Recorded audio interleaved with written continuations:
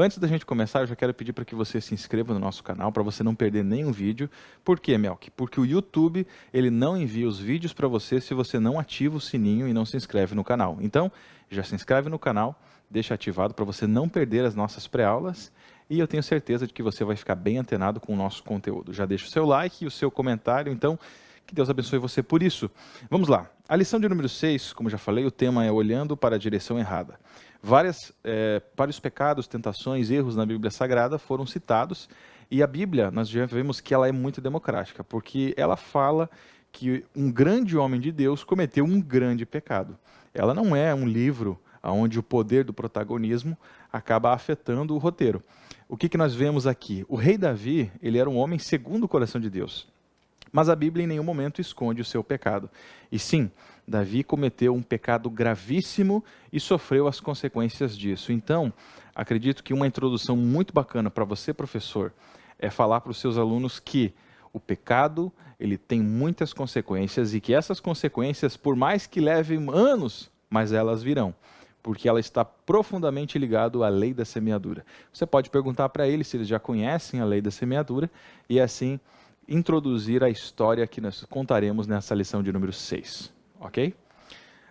Quando vemos o texto principal, ele está em Salmos 101, verso 3, que diz: Não porei coisa má diante dos meus olhos, aborreço as ações daqueles que se desviam, nada se me pegará. E o resumo da lição, ou seja, o contexto geral, o fechamento dela, o tema principal que será abordado, a frase que deve ser fixada é preciso, por questão de vigilância e temor a Deus, estarmos atentos à direção e à forma como olhamos as pessoas à nossa volta. Jesus já dizia que os olhos são a candeia da alma. E é interessante você citar isso logo de cara, porque exatamente esse foi o motivo que fez com que Davi pecasse. Temos 3 palavras aqui que envolvem o pecado de Davi, que é falta de vigilância, né? Então seria a falta de cuidado, a falta de zelo. Temos também aqui olhos ociosos. Temos aqui um tempo gasto em casa. 3 coisas, 3 momentos na vida de Davi, 3 coisas que fizeram ele errar, que é a falta de vigilância, olhos ociosos, ou seja, ele estava olhando para lá e para cá, e um tempo no seu palácio no momento que não deveria ficar. São 3 coisas que fazem com que uma pessoa caia no pecado, caia na tentação. Na primeira lição, nós estávamos aqui falando o que é a tentação. Ela não é o pecado. Reforce isso todo o trimestre, pois se você reforçar, a partir do momento que você vê que eles entenderam que a tentação não é pecado, nós conseguimos entender que é possível fugir da tentação. Então, o rei Davi teve a oportunidade de fugir e não fugiu da tentação. O que a lição vai nos ensinar sobre os objetivos que nós temos que apresentar aos nossos alunos? Primeiro, saber que Davi estava ocioso em tempo de guerra. É fundamental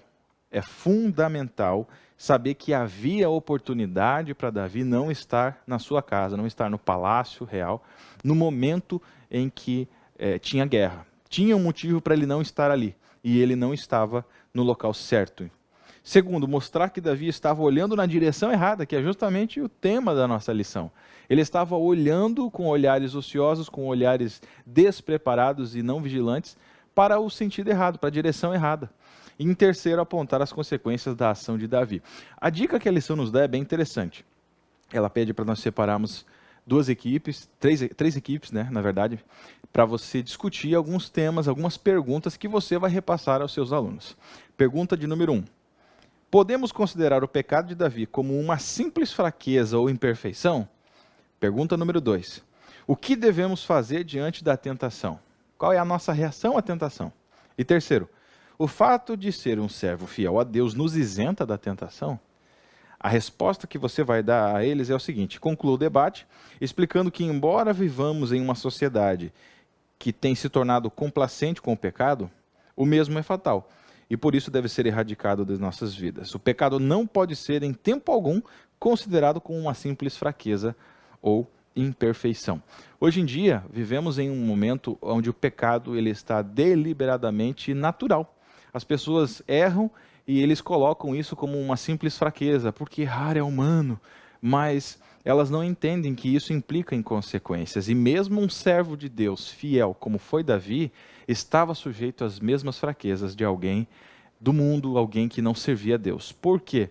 Porque nós temos a nossa natureza humana ainda, até Jesus voltar, corruptível.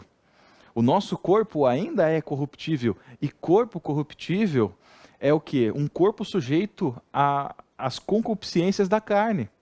Então, o que é concupiscência da carne? Enquanto você for um homem, enquanto você viver embaixo dos céus, acima da terra, quase que eu falei besteira, enquanto você viver nessa terra, respirar esse oxigênio, você sendo homem, você terá as tentações de um homem, você sendo uma mulher, terá as tentações de uma mulher. Se passar uma mulher bonita na rua, você vai se sentir tentado a olhar, porque a sua carne tem essa concupiscência.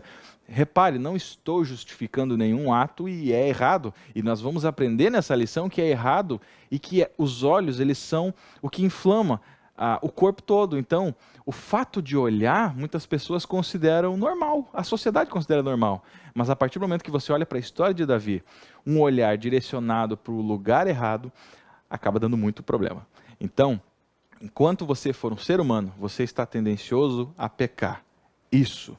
Agora, voltando à lição, quais são os tópicos que você precisa abordar e a forma como você vai abordá-los? O texto ele está em 2 Samuel 11, do 1 ao 5, e os versículos 14, 15, 26 e 27. Conta a história completa do que aconteceu, de como que Davi errou, e só no fato de você fazer o texto bíblico, a leitura do texto bíblico, você vai perceber que é muito claro o que Davi fez. Davi cometeu um adultério e depois ele cometeu um assassinato. Foi indireto, mas foi ele quem autorizou um assassinato de Urias. Sim, a história que nós vamos contar é quando ele estava no seu palácio, ocioso, quem sabe, jogando um PlayStation, quem sabe ele estava lá olhando na janela de boa, e do nada apareceu Betseba se banhando e ele olhou para a direção errada e cobiçou a mulher do seu próximo. Não parando por aí, ele chamou ela para o seu palácio, deitou-se com ela. E quando Urias voltou de guerra, ele já queria empurrar sua esposa para ele, já queria empurrar ele para sua esposa. Não, vai se deitar, porque daí se acaso a criança, se ela engravidasse, o filho já era justificado como filho de Urias. Mas Urias, sendo um homem leal, não se deitou com sua esposa, porque ele não se achava digno de descansar enquanto seus irmãos ainda estavam em guerra. Então, além de ele cometer um adultério com uma mulher casada, ele também autorizou para que na próxima batalha, Josias, sendo o general de guerra, naquele momento, naquela batalha, deixasse Urias mais à frente. Com ele na frente, sem nenhuma guarda, sem nenhuma proteção, Urias acabou morrendo, sendo um soldado fiel, leal ao rei Davi. E repare, Davi não era mais aquele menino que salmodiava, não era mais aquele menino que tocava harpa no campo entre as ovelhas. Não, não era mais esse menino. Davi era um rei, Davi era um homem que já tinha batalhado muitas guerras, já tinha vencido muitas guerras e era um homem de respeito. Então, o tempo de experiência não venceu a falta de vigilância. No tempo de guerra ocioso, está aqui o primeiro erro. Pessoas ociosas, lugar ocioso é um campo cheio, é um campo minado para que Satanás possa ocupar a sua mente, possa ocupar o seu coração, direcionar setas malignas para você, várias tentações e armadilhas para você cair. O nosso tempo precisa ser preenchido com coisas que edifiquem a nossa vida. E isso deve ser reforçado, que Davi estava ocioso. E já na primeira parte, você vê ali, no segundo subtópico, um homem de ação, que havia um rei dos Amonitas, que ele tinha muita consideração por Davi, teve misericórdia, mas o seu filho, após o falecimento do pai, o seu filho, que era o príncipe regente, e que assumiu como rei, que era o rei Hanum, ele não tinha essa consideração por Davi. Davi mandou pessoas para consolar a perda de seu pai, e ele entendeu que eram espiões. Então levantou-se grandes batalhas desse povo contra Israel. E não era para que Davi estivesse em casa, era para ele estar em guerra. Consequentemente, ele estava em casa, não estava no lugar errado, olhando para a direção errada, só podia dar coisa errada, né? Só podia dar ruim. Então, esse foi o grande motivo. Ele tinha que estar na frente, na linha de batalha. E naquela época era muito importante que um rei estivesse à frente do seu povo, mostrando que o seu rei, ele tinha poder, que a sua nação era uma nação poderosa, pois o rei se garantia à frente da batalha. E Davi não estava naquele lugar. A lição que isso nos mostra é que o tempo ocioso nos tira da presença de Deus e nos tira também do foco, que é a nossa vida cristã com Deus. E quando Davi errou, o pior, ele poderia simplesmente ter confessado seu erro, mas ele encobriu a sua falha com outro erro. E a lição nos ensina isso, de que um pecado leva a outro, um erro leva a outro, uma mentira leva a outra, porque o salário do pecado é a morte. Segundo tópico, nós vamos falar aqui sobre olhando na direção errada, passeando pelo terraço. Como já mencionamos, ele olhou para Betseba tomando banho, ele desejou-a e mesmo sabendo que ela era uma mulher casada. Esse que foi o erro, ele insistiu no seu desejo. E reforce isso com seus alunos. A insistência no erro, não basta você ter uma informação. Você precisa respeitar uma informação. Aquela moça já tem namorado. Aquele moço já tem namorada. Opa, aquela é uma mulher casada. E infelizmente nem todos respeitam isso. Às vezes as pessoas do mundo, elas se sentem muito mais atraídas quando vem uma pessoa usando uma aliança, porque mostra que essa pessoa é compromissada, que essa pessoa é respeitável, e a desejam mais ainda. Olha que loucura que esse mundo está. Então fuja das tentações, tenha discernimento espiritual, coisa que Davi não teve nesse momento. E o adultério consumado, matando o marido, soldado honrado, como já mencionei a história, Urias morreu pelas mãos de Davi através de uma carta autorizada para que ele ficasse sozinho na frente do campo de batalha. E aí, sem guarda nenhuma, sem nenhuma proteção, retaguarda, infelizmente, Urias veio a óbito. E as consequências da ação de Davi, que já é o tópico 3, você acha que ficou impune? Ele não ficou impune. Deus cobrou caro daquilo que ele tinha feito. Por quê? Não é porque Deus é ruim, mas é porque cada pecado tem consequência. E isso é muito importante. Reforce a consequência do pecado a todo momento, pois aonde você vai estar dando aula, independente do lugar onde você esteja nesse Brasil, mundo afora, vai ter um aluno, vai ter um jovem que está sofrendo tentações, que está recebendo propostas, e você tem que ter discernimento espiritual para que no momento em que você fale, o Espírito Santo ministre no coração dele para que ele não venha errar, para que ele não venha pecar contra Deus, pois acaba sofrendo as consequências do seu erro. Quais foram as consequências na família de Davi? Preste atenção.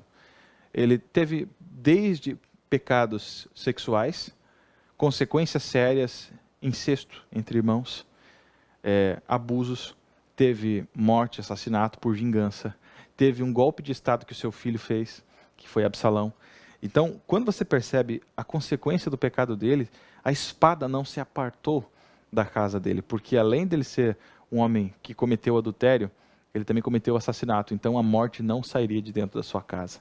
E a consequência para o erro daqueles que cometem. Por exemplo, você cometeu um pecado de morte, você vai sofrer um pecado de morte. A espada não vai se apartar da sua casa. Pelo menos foi isso que Natan falou quando Davi confessou seu pecado. Logo, nós percebemos que precisamos tomar muito cuidado. É o cuidado que você tem que reforçar. Não seja apenas um professor frio que dá uma lição querendo ensinar apenas um contexto teológico, um contexto bíblico para a lição que está sendo dada, explanar os comentários. Você precisa fazer com que essa lição da IBD seja uma pregação, um reforço espiritual para eles. Porque o pecado, ele está da porta para fora. Você percebe que a todo momento os jovens são bombardeados com isso. E você precisa ter a convicção de que a sua aula é uma ministração do Espírito Santo para que eles sejam reforçados espiritualmente, para que eles sejam fortalecidos. E qual é a dica, qual é a conclusão, qual é o fechamento que a lição nos dá? É que precisamos ter vigilância e olhar para a direção certa. Porque se nós olharmos na direção errada, nós vamos estar olhando para coisas que não deveríamos olhar. Nós vamos falhar com Jesus e conosco, vamos falhar com a gente mesmo. Porque a consequência vai vir. O salário do pecado é a morte. Muito obrigado para você que assistiu até aqui. Não se esqueça de se inscrever no nosso canal. Você que gostou dessa pré-aula, deixe algum comentário. Você que queria alguma explanação que acabou não ficando muito clara, se você acha que tem alguma coisa que a gente pode melhorar, coloca aqui nos comentários e nós vamos acatar. Eu tenho certeza que Deus falou contigo. Se Deus falou contigo, Então, compartilhe isso para outros professores no seu grupo de EBD da sua igreja local e que Deus abençoe você. Até mais.